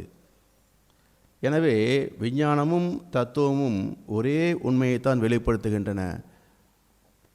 மண் பகுதி வருவதற்கு முன்பே நீருக்குள் இருந்த மண் பகுதியை மையமாக கொண்டே ஜீவன்கள் உருவாகிவிட்டன. அப்போ மண் வெளியே வந்ததுக்கு காரணம் என்னங்க? எரிமலை. அப்போ மண் பகுதி எரிமலை தோன்றிய போது நீரை விட உயர்வாக பட்டதனால அந்த ஒன்றாக இருந்த கடல் பகுதி கண்டங்களாக பிரிவுபட்டது. அப்புறம் ஒவ்வொரு பகுதிக்கும் அந்த மண் திட்டு மேலே வர வர இதுக்கு அதுக்கும் வாழ்ந்தாக வேண்டிய சூழல் வந்துடுது இல்லையா? ஒரு மீன் துள்ளி விழுந்தா மண் மேலே விழுந்துச்சு வச்சுங்க, அது எத்தனை நேரம் அதில் இருக்க முடியுது? அப்போ இருக்க வேண்டும் என்றால் இதுக்கு தகுந்த மாதிரி தன்னை அமைத்து கொள்ள வேண்டும். தி லா ஆஃப் மியூட்டேஷன், இயல்பூக்க விதி. அந்த இயல்பூக்க விதியால் தான் எந்த சூழ்நிலையில் வாழ வேண்டிய கட்டாயம் இருக்கிறதோ அதுக்கு தகுந்தாற்போல் தன்னை அமைத்து கொள்ளும், அடாப்டபிலிட்டி. ஸோ ஒன்று உருவாவதற்கு நுட்பமான அம்சங்கள் தேவை. உருவான பிறகு வாழ்வதற்கோ அது தன்னை அமைத்து கொள்ளும். இப்படி ஒவ்வொரு ஜீவன் அடுத்தடுத்த நிலைகளிலே மாற்றம் பெற்றதற்கு காரணம் என்னன்னு பார்த்தீங்கன்னா, அயல் மகரந்த சேர்க்கை. மற்ற மத கோட்பாடுகள் இதெல்லாம் பார்த்திங்கன்னா அந்த படைத்தல் என்ற வார்த்தையை போட்டாங்க. அது தவறில்ல, அதில் தப்பாக புரிஞ்சுக்கிட்டோம். ஸோ படைத்தல் என்றால் இறைவன் என்னோ திட்டம் போட்டு படைக்கிறான்னு நம்ம நினச்சிக்கிட்டோம். அப்படி இல்லை. இயல்புக்க நீதி, பிளானிங் அண்ட் மியூட்டேஷன் ரெண்டுமே டிஃப்ரெண்ட். பிளானிங் பண்ணுறதுக்கு மூளை இருக்கணும். மூளை இருந்தால்தான் திட்டமிடுதல் சாத்தியம். அப்போ மூளை உள்ள ஜீவன்களுக்கு கூட பார்த்திங்கன்னா நாம் தான் திட்டம் போடுறோம். நமக்கு முன்னாடி திட்டம் போடுறவங்க இருக்கிறாங்களா? இன்றைக்கி டிஸ்கவரி சேனலில் பாருங்கள், ஒரு காட்டெருமையை ஒரு சிங்கக்கோட்டை எப்படி அடித்ததுன்னு பாருங்கள். அந்த சிங்கம் எது அடித்ததோ அதை அந்த காட்டெருமை எப்படி திருப்பி அடிச்சதுன்னு பாருங்கள். இப்போ நாம் தான் பெருசாக பீத்திக்கிறோம். நான் பெருசாக MBA படிச்சிருக்கிறேன், அட்மினிஸ்ட்ரேஷன் படிச்சிருக்கிறேன், public administration, Indian administrative service, என்னென்னவோ சொல்லிக்கிறோம். ஆனால் அது ஒன்றுமே படிக்கலை. நம்முடைய அத்தனை டெக்னாலஜிக்கும் தாத்தா அதுதான், அங்கேருந்து வந்தது டெக்னாலஜி எல்லாமே. ஸோ வாய் திறக்காமல் ஒரு திட்டத்தை தீட்டுவது பெருசா, இல்லை பக்கம் பக்கமாக ரிப்போர்ட் எழுதி கற்றுக்கிட்டது பெருசா? அது என்ன சொல்லி கூப்பிட்ருக்கோம் இல்லையா? ஒரு பெரிய எருமை ஒரு குட்டி எருமை வந்துச்சு, ஒரு சிங்க கூட்டம் பார்த்து இப்படி அடிக்கடி சொல்ல ரவுண்டர் கட்டி அடித்தது. அதில் பெரிய எருமை தப்பிச்சு ஓடிடுச்சு, சின்ன எருமை கிடச்சது அடித்து சாப்பிட்டுடுச்சு. அப்போ இது எப்படி பிளான் பண்ணி அடிச்சிருக்கோம்? என்ன வார்த்தை சொல்லியிருக்கோம்? சரி, இதாக பரவாயில்ல. இந்த ஓடிப்போன எருமை என்ன சொல்லி கூப்பிட்ருக்கோம்? மற்ற எருமைகிட்டெல்லாம் போய் என்ன சொல்லியிருக்கோம்? என்ன வார்த்தையில் சொல்லியிருக்கோம்? அது மட்டுமல்ல, அது திரும்பி வந்ததுக்கப்புறம் என்ன படிச்சுறீங்களா? அந்த ஒரு சிங்கத்திட்ட போகுது திரும்பி வந்துடுது, இன்னொரு சிங்கத்திட்ட போது திரும்பி வந்துடுது, கடைசி ஒரு சிங்கத்திட்ட போச்சு, தொடர்ந்து போய் அதை அடித்து கொண்டுது. அப்போ என்ன அர்த்தங்க? அந்த ஃப்ராக்ஷன் ஆஃப் செகண்டுக்குள்ளே தன் குட்டியை கொண்டது எந்த சிங்கம் நடையம் கண்டுபிடிச்சதே. நாம் 34 நம்பர் கதவு எதுன்னு தேடி தேடி பிடிக்கிறோமில்ல. பல தடவை போனாலும் நம்ம மறுபடியும் இதே இடத்துக்கு வந்து முடியுமா? என்னால் யாரோ கூட்டின்னு விட்டால் தான் வர முடியுது. அப்போ யாருடைய அறிவு பெருசுங்க? என்ன மொழி? இப்படி இயல்பூக்கம் பிளானிங் என்பதற்கும் மூலமானது, திட்டமிடுவதற்கும் ஊடுருவி செயல்படக்கூடியது இயல்பூக்க விதி. அந்த விதி ஒரு தாவரம் தோன்றிய போது அதனுடைய மகரம் பூக்குது, அதனுடைய மகரம் அதுக்குள்ளே விழுந்ததுன்னா அதே போல் ஒரு செடியை உருவாக்குது. இப்போ நம்ம தான் ஒரு பாத்தி கட்டி தனித்தனி தாவரங்களாக விவசாயம் பார்க்குறோம். நமக்கு முன்னாடி தாவரங்கள் எல்லாம் எங்கே பாத்தி கட்டியிருக்க முடியும்? எல்லா வகையான தாவரங்களும் அங்கங்கே கலந்து தான் முளைச்சிருக்கும். அப்போது 2 வகையான வேறுபட்ட தாவரங்கள், இதுவும் பூத்திருக்கு இதுவும் பூத்திருக்குது. இப்போ காற்று அடிக்குது, என்னாகும்? இந்த பூல் காற்று அடிக்கிற போது அந்த அதிர்வில் அவருடைய மகரந்தம் அதுக்குள்ளேயே விழுந்திருக்கும். சில மகரந்தங்கள் காற்றுல பறந்து போய் பக்கத்து பூவில் விழுந்திருக்கும் இல்லையா? அப்போ பக்கத்து பூவில் மகரந்தம் விழுகின்ற போது அதனுடைய மகரந்தம் அதுக்குள்ளே விழுந்திருக்குது, இதனுடைய மகரந்தமும் உள்ளே விழுந்திருக்கு. அப்போ 2 மகரந்தங்கள் உள்ளே சேர்கின்ற போது 2உடைய தன்மை வெளிப்படும் இல்லையா? அப்போ எந்த மகரந்த தூள் அதிகமாக இருக்கிறதோ அதனுடைய கேரக்டர் டாமினேட்டிங் கேரக்டர், எது குறைவாக இருக்கிறதோ அது சப்மிசிவ் கேரக்டர். இப்படி 2ம் இணைந்த தொகுப்பு இதில் வருகின்ற போது புதிய ஒரு வகை உருவாகுது. இப்படி 2 வித்தியாசமான தன்மைகள் இணைகின்ற பொழுது ஒரு புதிய வகை தன்மை உருவாதல் நியதி. ஸோ அந்த கிராஸ் பிரீடிங் டெக்னிக் இங்கே வந்தது தான். அது மட்டுமல்ல, ஒரு முக்கியமான கருத்தை கவனித்து பாருங்கள். இந்த மலர் அப்படி விரிஞ்சிருக்குது, அதனுடைய மகரந்தம் உள்ளே விழுகுது, காற்றெடுத்த போது இதனுடைய மகரந்தம் இதில் விழுது. அப்போது இதிலிருந்து நீங்கள் மனிதன் வரைக்கும் பாருங்கள், விழுவது ஆண்மை, ஏற்றுக்கொள்வது பெண்மை. நம்ம யோசித்து பார்த்தீங்கன்னா நம்ம புதுசாக ஒன்றுமே பண்ணுறதுக்கும் இல்லை, எல்லாத்துக்கும் பூர்வீகம் இங்கேயே இருக்குது. நம்ம சிந்தனை செய்து பார்க்காம நம்ம இன்னும் பெருசாக சாதிச்சிட்ட மாதிரி பேசிக்கிறோமே தவிர, கொஞ்சம் யோசனை பண்ணி பார்த்தீங்கன்னா எல்லாவற்றுக்கும் ஃபாசல் ரெக்கார்ட்ஸ் அங்கே இருக்குது. ஸோ இந்த தன்மை தாவரங்களிலே 2 வகைப்படலை, ஆண் பெண்ணுன்னு தோணலை. அங்கே ஒரே இனம்தான். அது எங்கே வெளிப்படுது அப்படின்னு பார்த்தீங்கன்னா, இங்கே இந்த கிராஸ் பிரீடிங் உருவான போது உருவான சப்மிசிவ் கேரக்டர் எங்கே ப்ரிடாமினன்ட் கேரக்டராக வெளிப்படுது அப்படின்னு பார்த்தீங்கன்னா, புழுக்களை தாண்டி வண்டினங்கள் வந்த பொழுது அது 2ஆக வெளிப்படுகிறது. இப்போ இதில் கூட பாருங்கள், வான்காந்தம், இந்த பூமிக்குள்ளே ஜீவகாந்தம் இருக்குதுன்னு சொல்கிறோம். அந்த காந்தத்தில் பதிகின்ற ஒவ்வொரு ஜீவனின் அனுபவ பதிவுகளும் இன்னொரு ஜீவனை தாக்கும். இப்போ நம்முடைய முன்னோர்கள் எல்லாம் ஒரு வாழ்க்கை வாழ்ந்தாங்க, செத்தாங்க, போயிட்டாங்க. பேப்பரில் தான் சிவலோக பதவி அடைந்தார், வைகுண்ட பிராப்தி அடைந்தார்னு போட்டமே தவிர உண்மையில் அவங்க எங்கே போனாங்க? எங்கேயும் போக முடியல. எங்கெல்லாம் பிசாசுகளை இங்கே தான் சுற்றிக்கிட்டு இருக்குது. எல்லாம் பூமியின் காந்த களத்தில் எர்த் பவுண்ட் சோல்ஸ் என்ற வகையில் இங்கே தான் இருக்குது.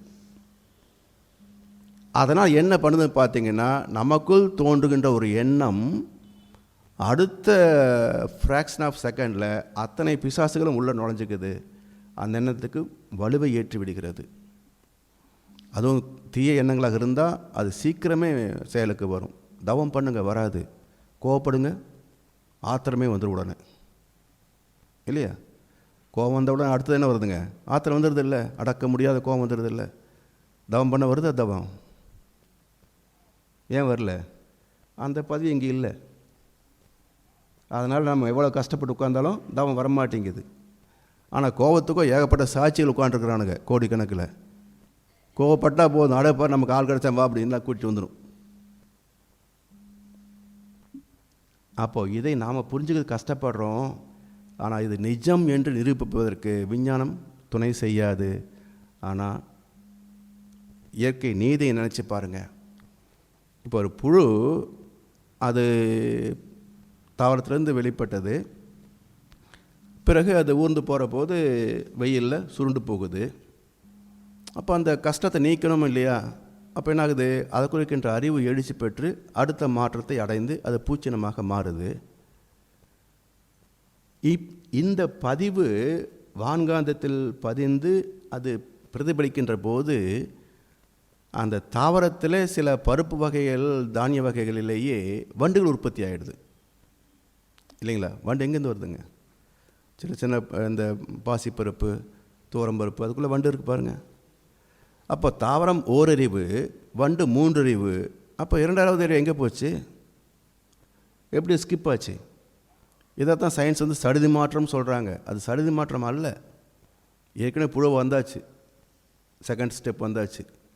அப்போ என்னாச்சு? இந்த புழுவாக வந்த அனுபவம் வான்காந்தத்தில் பதிந்து, இந்த பூமியுடைய காந்த களத்தில் பதிந்து, அது தாவரத்தில் பிரதிபலித்து, அந்த தாவரத்திலிருந்தே இந்த புழுவை ஸ்கிப் பண்ணி அடுத்த நிலைக்கு வண்டுகளாக உற்பத்தி ஆனது. சரி, இந்த புழுவை வந்து அப்படியே விட்டுருச்சான்னு பாருங்கள். அதற்குள் இருக்கின்ற கான்சியஸ்னஸ், அறிவு என்ன பண்ணுது?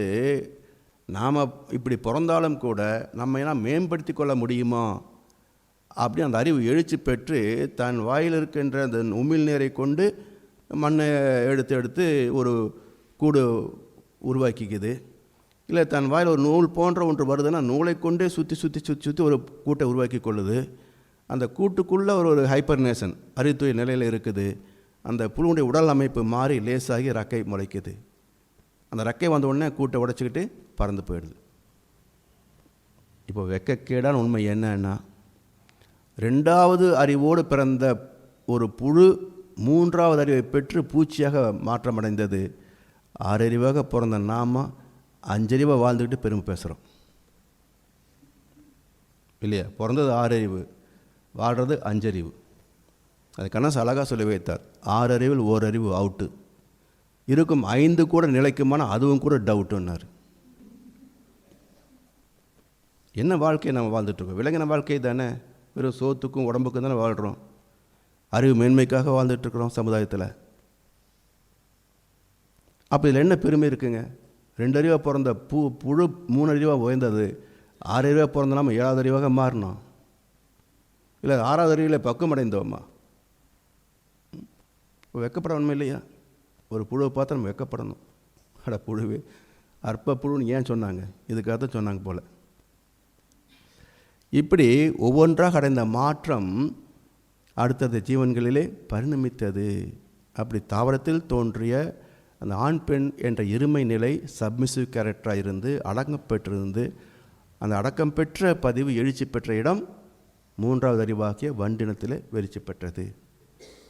இப்படி அந்த புழுவாக தொடங்கிய பயணம் விலங்கினங்களாகவும் பூச்சியாக தொடங்கிய பயணம் பறவை இனங்களாகவும் மாற்றம் பெற்றன. அப்போ அது இடத்துல வருகின்ற போது மனிதனாக வருகின்றோம். இப்போ எந்த இடத்துல மனிதன் வந்திருக்க முடியும் என்று ஒரு கேள்வி எழுப்பினீங்கன்னா, சயின்ஸ் சொல்லுது அந்த கிராஸ் பிரீடிங் டெக்னிக் இருந்தால் தான் ஒரு புதிய ஜீவன் உருவாகும் அப்படின்னு சொல்லுது. ஆனால் அதே சயின்ஸு குரங்குலேருந்து மனிதன் பிறந்தான்னு வருது. அப்புறம் குரங்குலேருந்து குரங்கு தானே பிறக்க முடியும், மனுஷன் எப்படி வர முடியும்? அப்போ ஏன் சயின்ஸ் அப்படி நின்று போச்சு அப்படின்னா, இந்த குரங்கு என்ற ஒரு இனத்தோட இன்னொரு இனம் இணைந்தது. அந்த இன்னொரு இனத்துடைய ஃபாசல் ரெக்கார்ட்ஸ் கிடைக்கல. அதனால் சயின்ஸ் அதை கண்டுபிடிக்க முடியாததுனால அது டிக்ளேர் பண்ணாது. ஒன்றை நிரூபிக்க முடியலன்னு சொன்னால் சயின்ஸ் டிக்ளேர் பண்ண மாட்டாங்க. அதனால் அந்த மனித குரங்கிலிருந்து மனுஷன் வந்தான்ற அளவுக்கு நிறுத்திக்கிட்டாங்களே தவிர, குரங்கிலிருந்து மனித குரங்கு வந்ததுக்கு காரணம் குரங்கும் யாழி என்ற இன்னொரு விலங்கும் இணைந்த காரணம். சரி, இப்போ என்ன டிஃப்ரென்ஸ் இது அப்படின்னு பார்த்தீங்கன்னா, அந்த யாழி என்ற விலங்கு இனத்துக்கு ஒரு வித்தியாசமான ஒரு குணாம்சம் இருந்தது. வேறு எந்த ஜீவனுக்கும் அது கிடையாது, மனுஷனை தவிர. அது என்ன என்றால், தன் இனத்தை சார்ந்த வளர்ந்த ஒன்றை சாப்பிடுகின்ற குணம் எந்த ஜீவனுக்கும் கிடையாது. சில ஜீவராசிகள் அந்த பிரசவத்தின் போது ஒரு குட்டி சாப்பிட்ற அதை நம்ம பார்த்துருக்குறோம். ஆனால் வளர்ந்த ஒரு விலங்கு தன் இனத்தை சார்ந்த ஒரு சிங்கம் தன் இனத்தை சார்ந்த சிங்கத்தை அடித்து சாப்பிடாது, ஒரு புலி இன்னொரு புலி அடித்து சாப்பிடாது. ஆனால் இந்த கேரக்டர் இருந்த ஒரு ஜீவராசி தான் யாழி. தன் இனத்தை சார்ந்த வளர்ந்த ஒன்றை அடித்து சாப்பிட்டது. அந்த குணம் இந்த குரங்கோடு இணைந்ததனால் தான் மனுஷன் ஏன் சக மனுஷனையே கொள்றான்னு தெரியுங்களா? எனக்கு யோசனை பண்ணி பார்த்தோமா? நம்ம யாரையும் கொள்வது இல்லை, சக மனிதனையே கொள்ளுகிறோம். குண்டு வச்சு கொள்கிறோம், வெட்டி கொள்கிறோம், அதெல்லாம் எக்ஸ்ட்ரீம். ஆனால் ரெகுலராக எல்லாரும் பண்ணக்கூடிய தப்பு என்னென்னா, இன்னொருத்தர் துன்புறுத்துவது, இன்னொருத்தருடைய வளங்களை பறித்து கொள்வது. இதெல்லாம் என்னங்க? இது ஒரு வகையில் கொள்வது தான். உரிமைகளை பறித்து கொள்வது, சுதந்திரத்தை பறிப்பது, நான் சொல்கிறது நீ கேட்கணும் அப்படிங்கிறது, இதெல்லாமே ஒரு வகையில் கொலை தான். ஸோ இதுக்கெல்லாம் காரணம் என்ன என்றால், அந்த யாழி என்ற விலங்கினத்துடைய குணாம்சம். இப்படி வந்த பரிணாமத்தில் மனிதனாக வந்துட்டான்.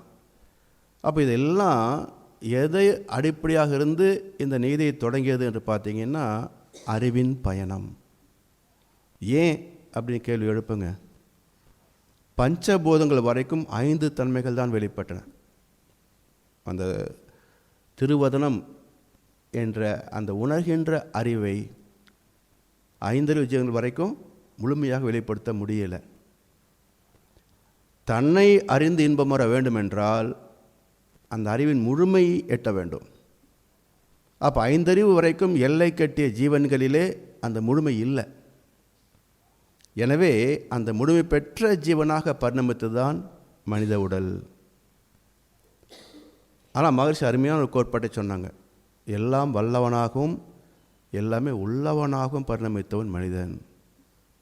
இது பரிணாமத்தின் உச்சக்கட்டமான முழுமை நிலை, மனித திருவுருவம். அப்போ இந்த உருவத்தில் வந்த மனிதன் எதை அடைய வேண்டும் என்றால், அந்த அறிவை அறிந்து இன்பம் வர வேண்டும். அந்த அறிவை அறிவதற்கான முயற்சி எழுச்சி பெறுகின்ற போது அதுக்கு மனசுன்னு பேர் வச்சோம்.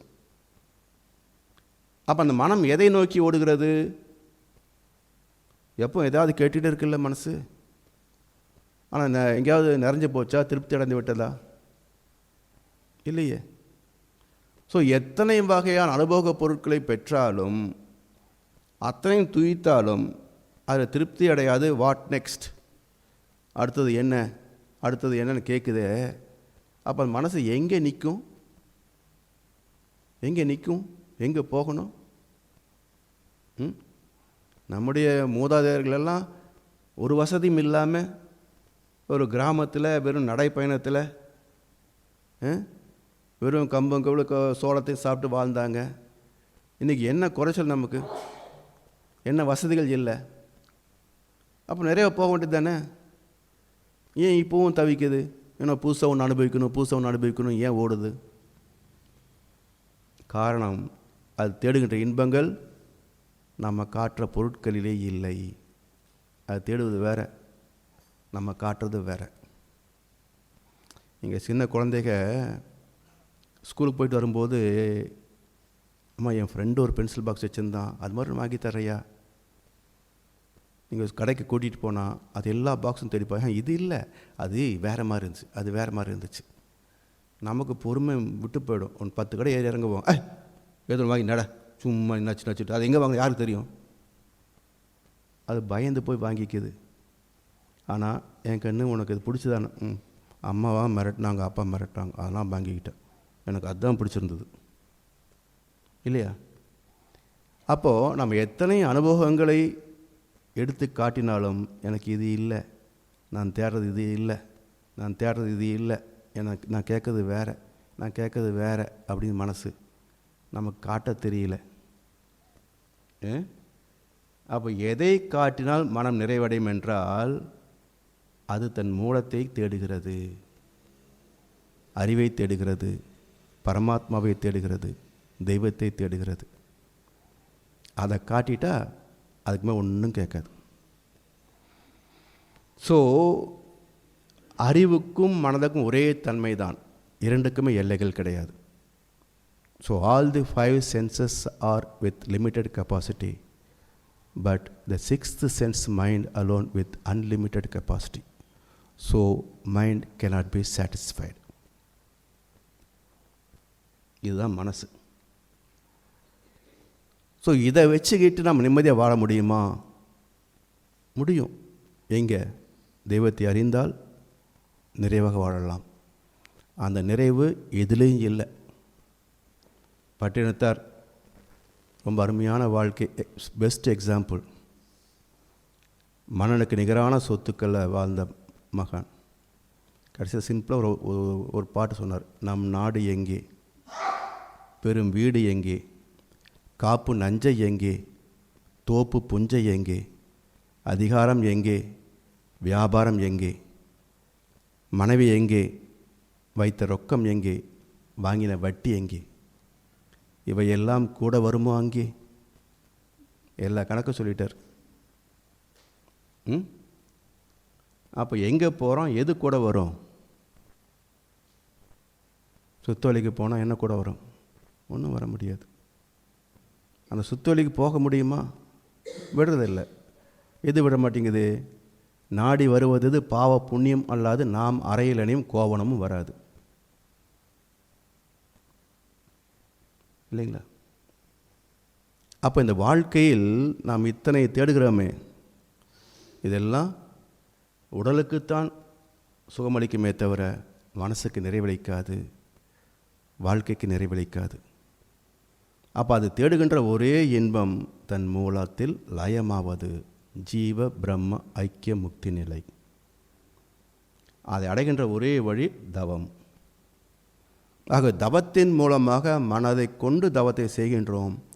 அந்த மனம் தவத்தின் மூலமாக ஒடுங்கி ஒடுங்கி ஒடுங்கி ஒடுங்கி தன் வேகத்தை குறைத்து கொண்டே வந்து பீட்டாவில் நுண்ணிய நிலை 20க்கு வந்து 14க்கு வந்து அதுக்கு கீழே ஆல்ஃபாவுக்கு வந்து அதுக்கு கீழே தீட்டா டெல்டாவுக்கு போகிற போது தன் மூலத்தை அறிகிறது. அதுக்கு மேலே எதுவும் கேட்கறதில்லை, அது நிறைவு பெற்று விடுகிறது. எங்கே பயணத்தை தொடங்கியதோ அதே இடத்தில் பயணத்தை நிறைவு செய்து விட்டது. அதற்கு மேல் மனம் எதையும் விரும்புவது இல்லை, நாடுவதும் இல்லை, ஓடுவதும் இல்லை. அப்படி உயிரின தன்மாற்றம் ஏன் நிகழ்ந்தது என்றால், தன்னில் அடங்கியிருந்த அனைத்து ஆற்றல்களும் எழுச்சி பெற்ற போது அதில் பெற்ற மாற்றங்கள் எல்லாம் கடந்து வந்து தன்னையே அறிகின்ற அறிவாக நிறைவு பெற்ற இடம் மனித திருவுருவம். ஸோ மனித வாழ்க்கை என்பது தன்னை தேடுகின்ற அறிவின் பயணத்தின் முழுமை நிலை.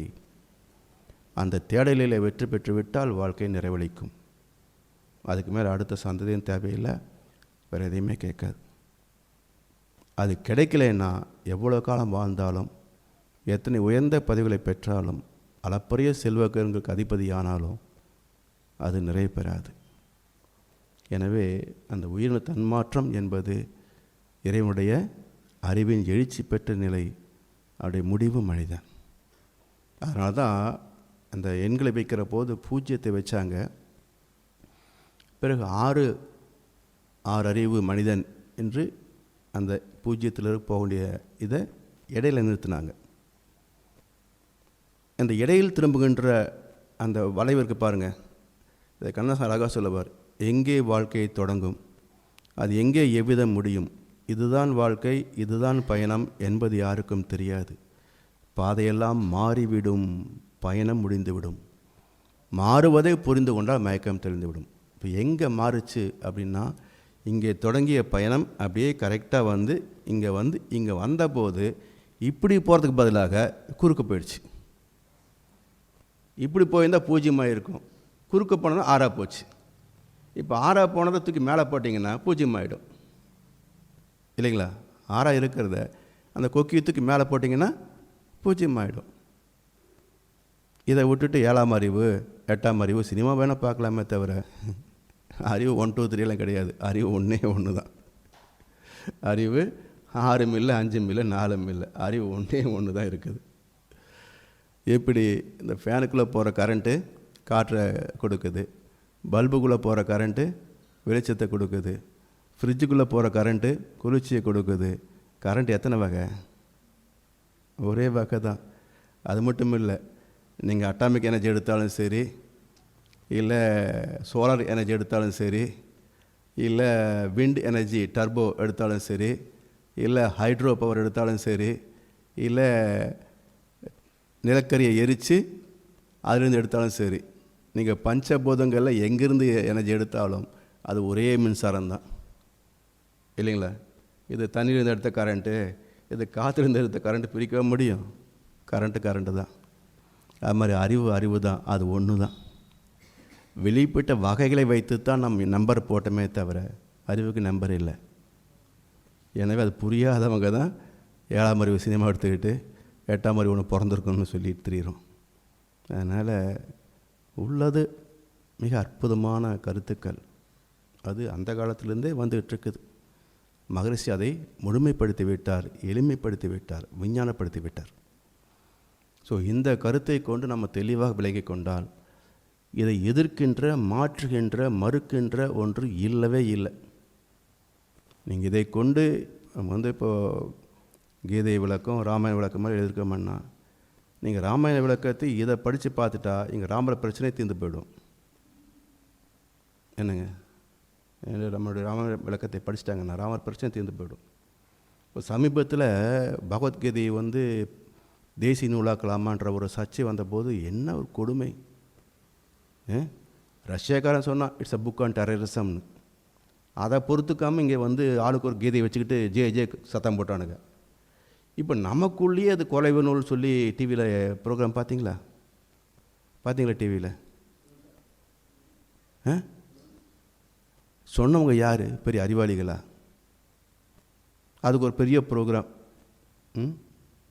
இதை போட்டு மக்களும் கேட்டுக்கிட்டு உட்காந்துருக்குறோம் நம்ம. அப்போ கீதையை புரிந்து கொண்டால் it's not a book on terrorism, in fact it is a remedy for terrorism. அப்போ ஏன் சொல்ல முடியல? இப்போ தத்துவம் புரியல.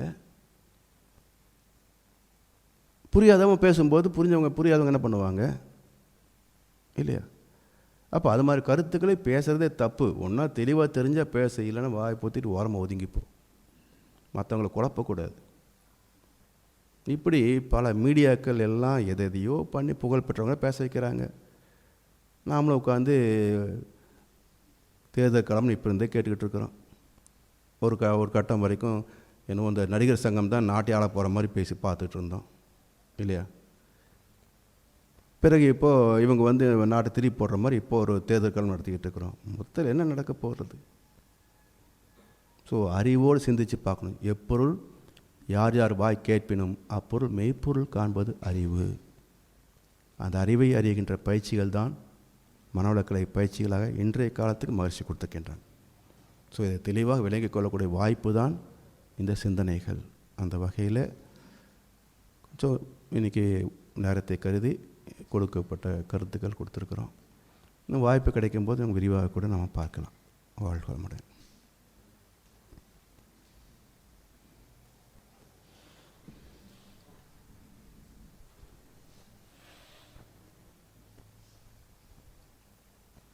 வாழ்க வளமுடன்.